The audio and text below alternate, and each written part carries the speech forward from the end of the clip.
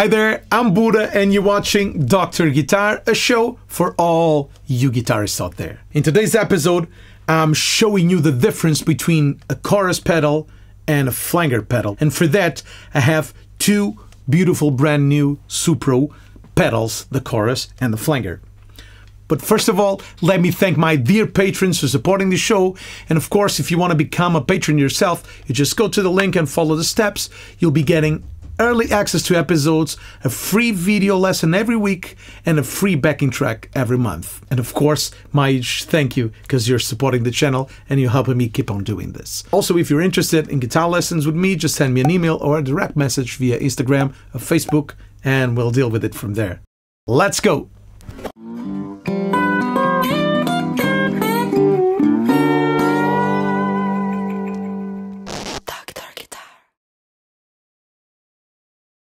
Basically, the difference between a chorus and a flanger is the delay time. Wait a minute, you're confused because I said a delay time talking about a chorus and a flanger. Yes, a delay time. How does a chorus or a flanger works? Well, basically it lets through your normal sound and it delays it for just a little and modulates the pitch of it. So there's a signal, your sound is being modulated like this, for example, and a little delayed, so it's coming a little later than your original sound. The big difference between a flanger and a chorus is the delay time. So the amount of time that the pitched modulated signal is coming in creates a chorus or a flanger.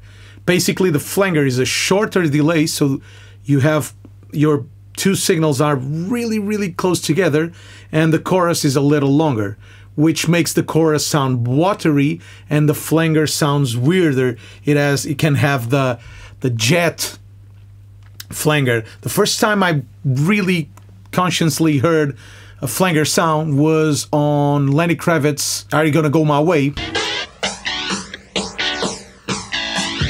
And I was like, what's that?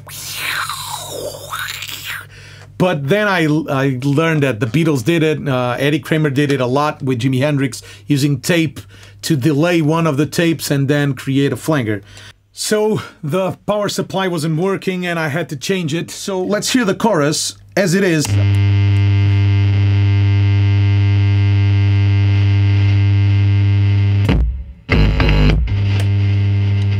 I couldn't finish the episode yesterday, so I have to come up today. Let's continue. I have the chorus. It's an analog chorus.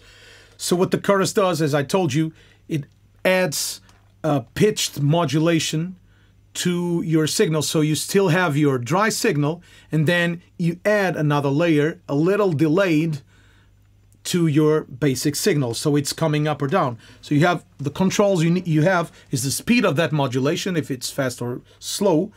You have the depth, which is kind of a mix and a depth thing, so it's more pronounced, basically.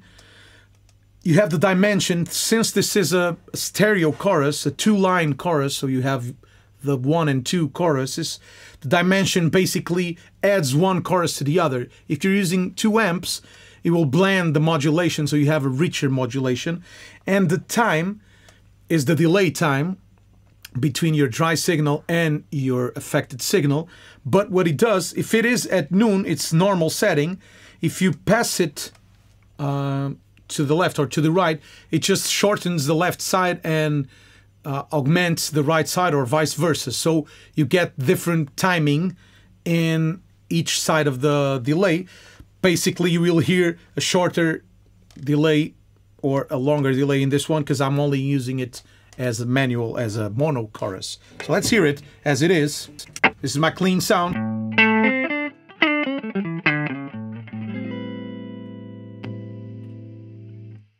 Let's use it as a very fast, very pronounced chorus, so you can really hear how it sounds.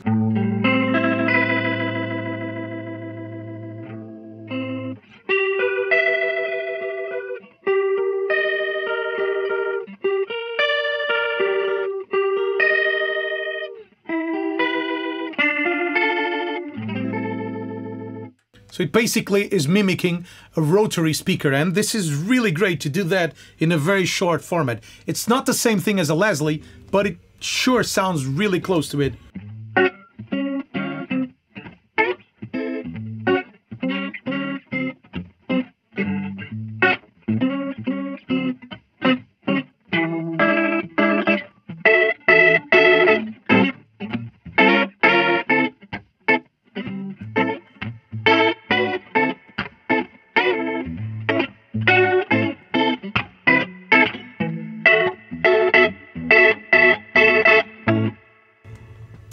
It can mimic a Leslie, and it has.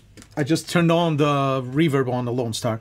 If you use it as a very slow modulation, it almost sounds like a slow speed Leslie.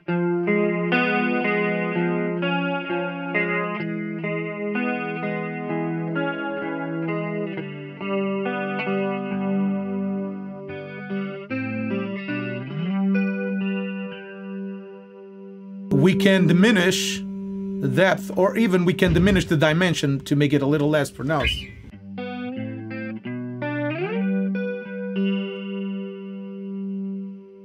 It's there, but not quite as relevant. Let's use it as fast.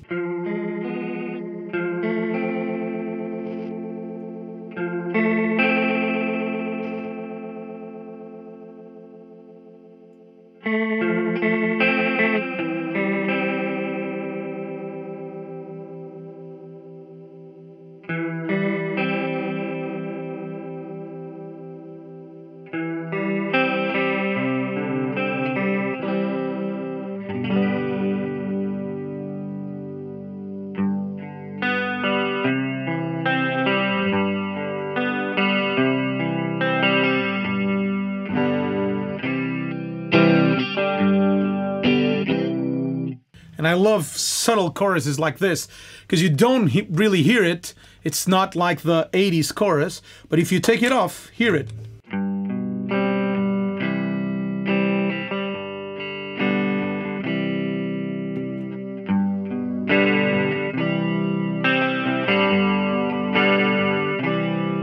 It almost sounds like it has reverb, because that little delay gives you a space and gives you a modulation, so it feels bigger. I use it a lot on funk things like on Dona Carioca, for example. If I use it like...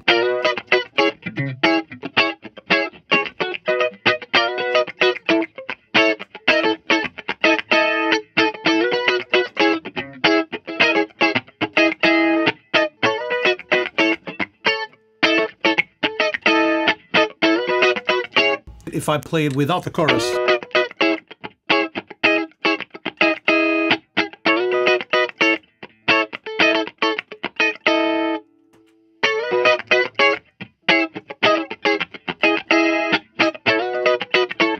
Or doubling muted parts like...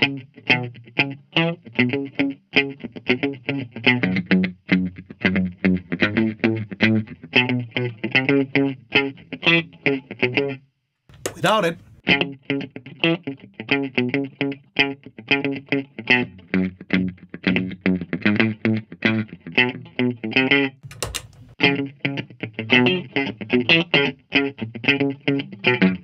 So it almost feels like a short, really short bathroom or something, but it gives it a dimension that I love. Then you have the vibrato. The vibrato basically means you only have the affected signal, so you don't have the dry signal coming in.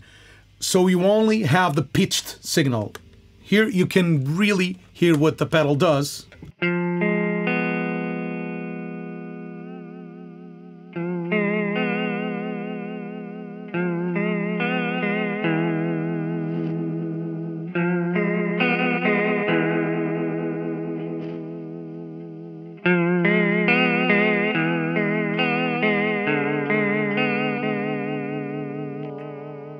With a little drive from the Lone Star.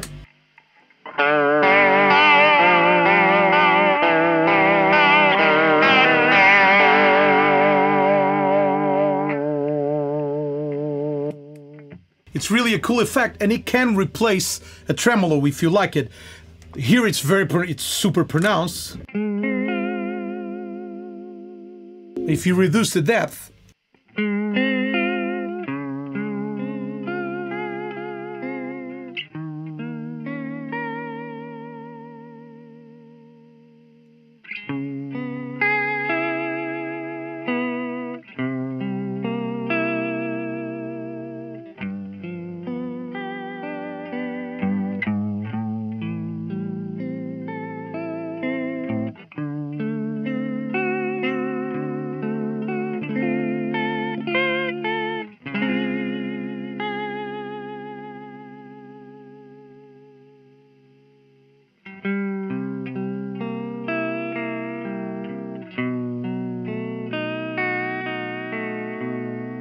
for example, SpongeBob SquarePants soundtrack uses vibrato.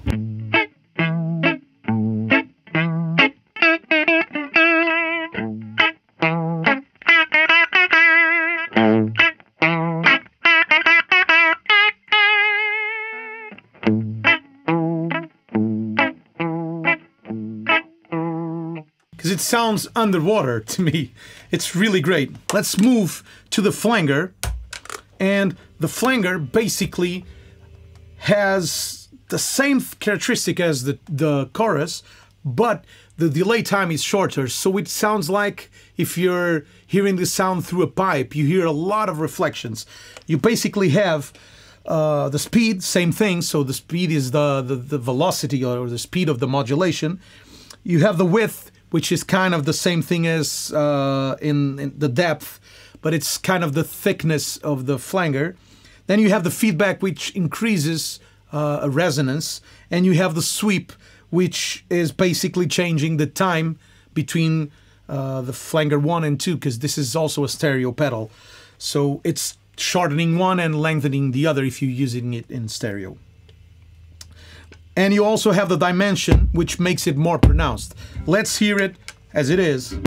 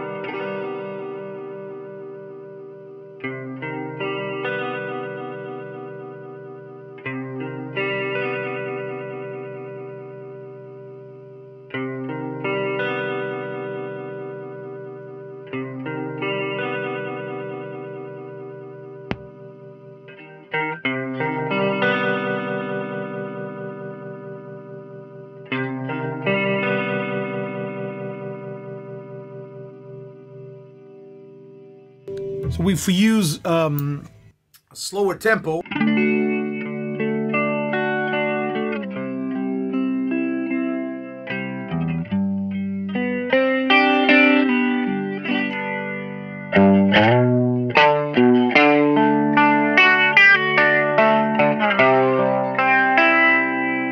and let's use reverb and a little drive.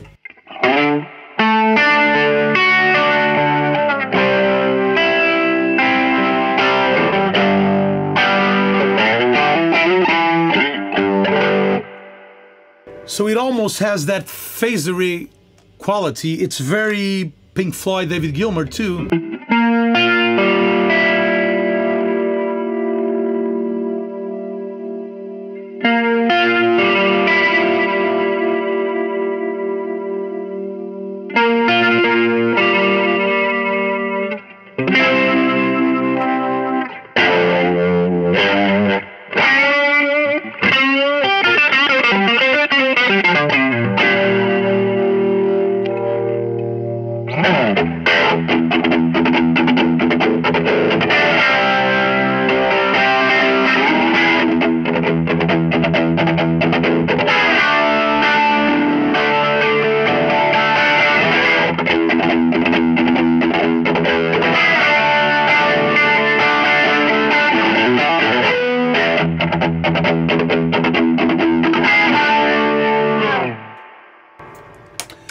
But you will get even more pronounced effects if we use an overdrive before the modulation. So I have the beautiful full-tone Catalyst. Let's plug it in before the chorus and the flanger. And let's start with the flanger. Why not? So let me hear just clean tone.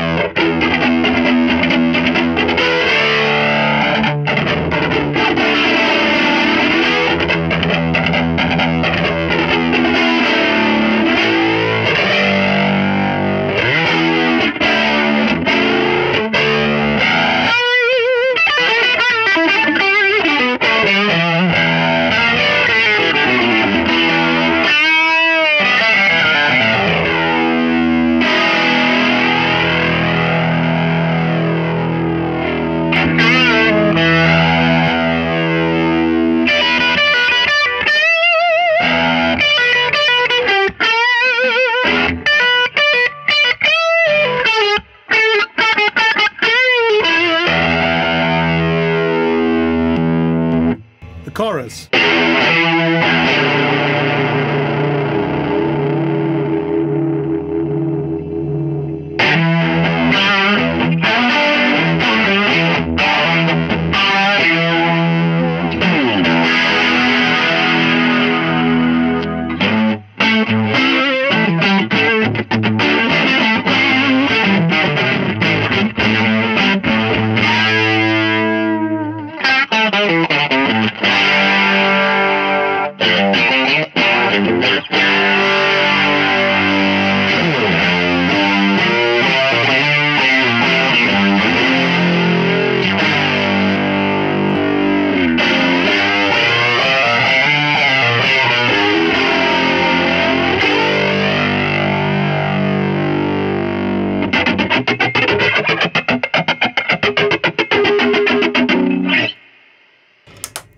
So you can almost hear like a phaser. It's the flanger has that thing.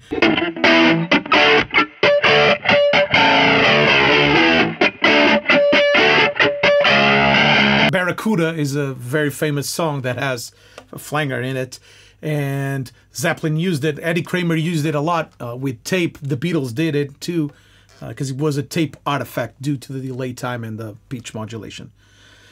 So that's it. The difference between a chorus and a flanger, they can go into similar territories, but I think the flanger always sounds sicker, always sounds a lot more seasick to me, a little more artificial and weird, spatial. So it's great for a very drastic effect. The chorus is trying to mimic Leslie, so it always sounds a little more natural and a lot of times more subtle. I love both pedals.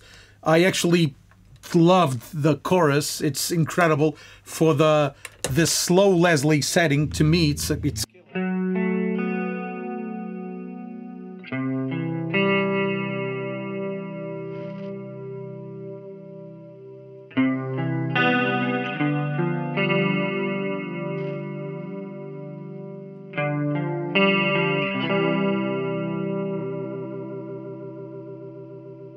and the fast one too.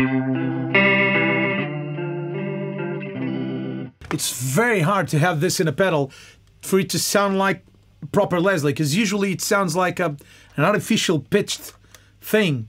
This sounds really, really Leslie-like to me.